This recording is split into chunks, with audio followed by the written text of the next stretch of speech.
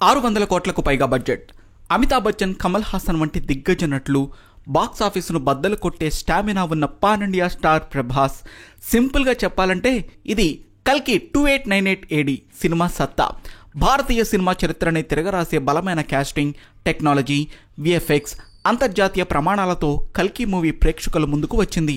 మైథాలజీని science ఫిక్షన్తో ముడిపెడుతూ ప్రేక్షకులకు సరికొత్త అనుభూతిని పంచేందుకు డైరెక్టర్ నాగ్ అశ్విన్ చేసిన భారీ ప్రయత్నమే ఈ కల్కి సినిమా. ఈ మధ్యకాలంలో ఏ సినిమాకి రానంత బజ్, హైప్ కల్కి చుట్టూ చేరింది. దీనికి ప్రధానమైన కారణం నాగ్ అశ్విన్ తీసుకున్న సబ్జెక్ట్, అదే కల్కి. మరి ఈ సబ్జెక్ట్ను నాగ్ అశ్విన్ ఎలా హ్యాండిల్ చేశారు? ప్రభాస్, అమితాబ్ బచ్చన్, కమల్ హాసన్ యాక్టింగ్ ఎలా ఉంది? ఆడియన్స్కి నాగ్ అశ్విన్ పరిచయం చేసిన సరికొత్త ప్రపంచం ఎలా ఉండబోతోంది అనేది తెలుసుకుందాం. అశ్వత్థామ హతః కుంజరః అనే డైలాగ్తో కురుక్షేత్ర యుద్ధభూమిలో కల్కి 2898 AD సినిమా మొదలైంది. యుద్ధంలో తమ సకల సైన్యాన్ని కోల్పోయి నా అనుకున్న తన నాన్నని దూరం చేసుకుని తీరని ఆక్రోశంతో రణభూమిలో రగిలిపోతూ ఉంటాడు అశ్వత్థామ. అమితాబ్ బచ్చన్ తన వాళ్ళు అందరినీ చంపేసిన పాండవులకి వారసుడే ఉండకూడదనే పగతో అభిమన్యుడి భార్య అయిన ఉత్తర మాళవికా నాయర్ గర్భంపై బ్రహ్మాస్త్రాన్ని సంధిస్తాడు అశ్వత్థామ. దీంతో ఉత్తర గర్భంలోని శిశువు మరణిస్తాడు. ఇది తెలిసి యుద్ధభూమిలోకి శ్రీకృష్ణ పరమాత్మ ఆ ఫేస్ చూపించలేదు, వస్తాడు.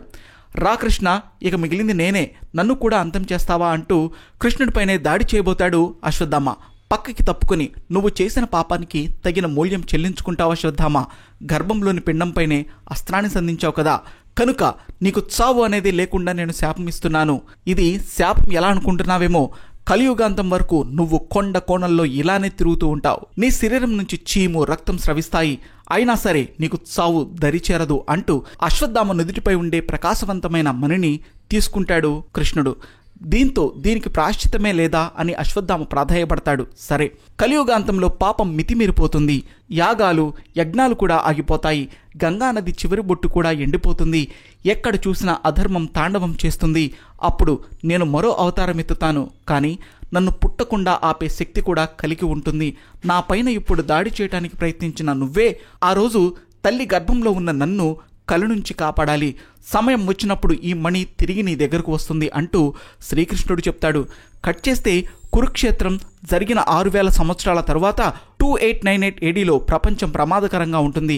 ఎక్కడ చూసినా నీళ్లు లేక, తిండి లేక జనాలు అలమటిస్తూ ఉంటారు.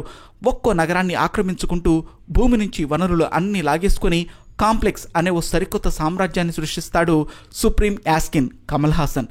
కాశీ పట్టణంలో ఉన్న ప్రజలకి సుప్రీం ఆర్మీ నరకం చూపిస్తూ ఉంటుంది. శరణార్థులను కాశీ నగరంలో బంధించి జీవోత్సవాల్లా చూస్తూ ఉంటారు సుప్రీం సైన్యం. అయితే ఫెర్టిలిటీ, సంతాన ఉత్పత్తి ఉన్న అమ్మాయిలను మాత్రం కాంప్లెక్స్లోకి తీసుకెళ్లి వారిపై ఓ ప్రయోగం చేస్తూ ఉంటారు సుప్రీం ఆర్మీ. దాని పేరే ప్రాజెక్ట్ కే. సుప్రీం యాస్కిన్ ఇచ్చిన ఫార్ములాను ఫెర్టిలిటీ ఉన్న అమ్మాయిల గర్భంలో ఇంజెక్ట్ చేస్తూ ఉంటారు. దాన్ని కనీసం 120 రోజులు మోయగలిగే అమ్మాయి గర్భం నుంచి సీరంను కలెక్ట్ చేయాలనేది సుప్రీం ఆదేశం. కానీ ఆ ఫార్ములాను 100 రోజులు కూడా ఏ అమ్మాయి మోయలేకపోతుంది. కానీ ఆ కాంప్లెక్స్లోనే పనిచేసే సుమతి, దీపికా పదుకొనే మాత్రం 150 రోజులు దాన్ని ఎవ్వరికీ తెలియకుండా మోస్తూ జాగ్రత్త పడుతూ ఉంటుంది. మరోవైపు ఏదైనా బౌంటీ అంటే చేసే పనిని అలా పిలుస్తారు. ఆ బౌంటీ వస్తే దానిని పూర్తి చేసి యూనిట్స్ దాచుకుంటూ ఉంటాడు భైరవ. యూనిట్స్ అంటే ఇక్కడ డబ్బులు. భైరవ మన ప్రభాస్. ఎవరు ఎక్కువ యూనిట్స్ ఇస్తానంటే వారి వైపు పనిచేసే నిజాయితీ లేని యోధుడు భైరవ. ఎలాగైనా 1 మిలియన్ యూనిట్స్ సాధించి కాంప్లెక్స్లో సెటిల్ అయిపోవాలనేది భైరవ కోరిక. దీనికి తన కారు బుజ్జి సాయం చేస్తూ ఉంటుంది. అయితే ఇంకోవైపు రేపటి మంచి కోసం కాంప్లెక్స్ను ఎదిరించి శంభల అనే రహస్యమైన నగరంలో పోరాటం చేస్తూ ఉంటారు కొంతమంది. ఎప్పటికైనా భగవంతుణ్ణి కనే అమ్మ అక్కడికి వస్తుందని వాళ్ళ నమ్మకం. ఇక ఒకరోజు సుమతి 150 రోజుల పాటు గర్భాన్ని మూసిందనే విషయం తెలుసుకున్న కాంప్లెక్స్ సైన్యం ఆమె నుంచి సీరంను తీసుకునేందుకు ప్రయత్నిస్తుంది. కానీ అక్కడి నుండి తెలివిగా తప్పించుకున్న సుమతిని శంబల మనుషులు కాపాడి వాళ్ళ నగరానికి తీసుకువెళ్లేందుకు ప్రయత్నిస్తారు. దీంతో ఆమెను తిరిగి తీసుకువస్తే ఊహించనంత యూనిట్స్ ఇస్తామని కాంప్లెక్స్ సుమతిపై బౌంటీ పెడుతుంది. దీంతో ఆమెను తిరిగి కాంప్లెక్స్ తీసుకురావడానికి అందరిలానే భైరవ కూడా బయలుదేరతాడు. అయితే భగవంతుణ్ణి కడుపున మోస్తున్న తల్లిని కాపాడేందుకు సమయం ఆసన్నమైందని అశ్వత్థామకి సూచన వస్తుంది. సరిగ్గా అదే సమయంలో తన మణి కూడా తనకి చేరుతుంది. దీంతో సుమతిని కాపాడేందుకు అశ్వత్థామ రంగంలోకి దిగుతాడు. మరి కాంప్లెక్స్ సైన్యం నుంచి అశ్వత్థామ ఒక్కడు సుమతిని రక్షించాడా? సుమతిని తిరిగి కాంప్లెక్స్లోకి తీసుకువెళ్లి యూనిట్ సాధిద్దామని భైరవ కళ నెరవేరిందా? సుమతిని ఎత్తుకెళ్లడానికి వచ్చిన భైరవ అశ్వత్థామ మధ్య ఎలాంటి పోరాటం జరిగింది? అసలు ఈ భైరవ ఎవరు? ఈ పోరాటంలో ఎవరు గెలిచారు? సుమతి భగవంతుడిని ప్రసవించిందా? ఇవన్నీ తెరపై చూసి తెలుసుకోవాల్సిందే. అయితే భవిష్యత్తు ఎలా ఉండబోతుంది అనేది ఓ ఊహ. దాన్ని మనకు నచ్చినట్లుగా ఊహించుకోవచ్చు. కానీ ప్రస్తుత పరిస్థితులను సరిగ్గా అర్థం చేసుకొని పురాణాల్లో రాస్తున్న దానిపై పరిశోధన చేసి చాలా కష్టపడి 3 సరికొత్త ప్రపంచాలను నాగ్ అశ్విన్ సృష్టించారు. కాంప్లెక్స్, కాశీ, శంభల ఇలా 3 రకాలుగా ఉంటాయి. అయితే కొత్త ప్రపంచాన్ని ఆడియన్స్కి పరిచయం చేసేందుకు నాగ్ అశ్విన్ కాస్త ఎక్కువ సమయమే తీసుకున్నారు. ఫస్ట్ హాఫ్ మొత్తం దాదాపు పాత్రల పరిచయానికి, ఆ నగరాలు, అందులో జనాల కష్టాలు వీటి గురించి చూపించారు. అక్కడక్కడ కాస్త సరదా సంభాషణలతో ఫస్ట్ హాఫ్ అలా సాగిపోతుంది. అయితే ఇంటర్వెల్ ముందు ఓ వైపు భైరవ, మరోవైపు అశ్వత్థామ మరో యుద్ధానికి సన్నద్ధం అవుతున్నారనే సంకేతాన్ని ఆడియన్స్కి ఇస్తూ ఓ హై సీన్ అయితే పడింది. దీంతో ఆడియన్స్ను సెకండ్ హాఫ్లో భారీ యాక్షన్ చూసేందుకు నాగ్ అశ్విన్ ముందే రెడీ చేసేశారు. ఇక సెకండ్ హాఫ్లో భైరవ, అశ్వత్థామ మధ్య జరిగే పోరాట సన్నివేశాలు, యాక్షన్ ఆడియన్స్కి మంచి హైప్నిచ్చింది. చావు అనేదే లేని చిరంజీవి అయిన అశ్వత్థామను మోడర్న్ టెక్నాలజీ, ఆయుధాలు ఉపయోగించి నియంత్రించాలని భైరవ చేసే పోరాటాలు ఆకట్టుకున్నాయి. ఇలా సుమతిని తిరిగి కాంప్లెక్స్లోనికి తీసుకెళ్లేందుకు భైరవ చేసే ప్రతి ఎత్తును చిత్తు చేస్తూ అశ్వత్థామ చేసే యాక్షన్ కూడా వేరే లెవెల్లో ఉంది. ఇక క్లైమాక్స్లో ఎవరు ఊహించని మరో స్థాయి ట్విస్ట్ను అయితే నాగ్ అశ్విన్ ఇచ్చారు. నిజానికి ఈ సినిమాకి ప్రధాన బలం చివరి 15 నిమిషాలే. థియేటర్లో సంతోష్ నారాయణ్ ఇచ్చిన బీజియంతో ఆ సన్నివేశాలు చూసినప్పుడు గూస్ బంప్స్ వస్తాయి. ఇక క్లైమాక్స్లో పార్ట్ 2 గురించి హింట్ ఇస్తారని అంతా ముందే ఊహించారు. కానీ పార్ట్ 2 మాత్రమే కాదు, కల్కి సినిమాటిక్ యూనివర్సే ఉంటుందంటూ అందరికీ డైరెక్టర్ సర్ప్రైజ్ ఇచ్చారు. ఇక సినిమాలో తెలిసిన క్యాస్టింగ్ ఒక ఎత్తు అయితే సీక్రెట్గా ఉంచిన పాత్రలు చాలానే ఉన్నాయి. విజయ్ దేవరకొండ, దుల్కర్ సల్మాన్, మృణాల్ ఠాకూర్, రాజమౌళి, ఆర్జీవి, ఫరియా, అనుదీప్ ఇలా వీరందరినీ ఊహించని టైంలో సినిమాలో చూపించారు నాగ్ అశ్విన్. ఇందులో ఎవరు ఏ పాత్రలో కనిపించారనేది మాత్రం సస్పెన్స్గా ఉంది. ఇక నటన విషయానికి వస్తే అమితాబ్ బచ్చన్ మరోసారి ఓ అద్భుతమైన పాత్రతో అలరించారు. ముఖ్యంగా పోరాట సన్నివేశాల్లో అమితాబ్ను చూసిన ప్రతిసారి ఆయన ఫ్యాన్స్కి గూస్ బంప్స్ రావటం పక్కా.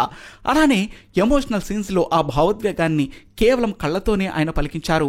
మరోవైపు సుమతి పాత్రలో దీపిక కూడా ఒదిగిపోయింది.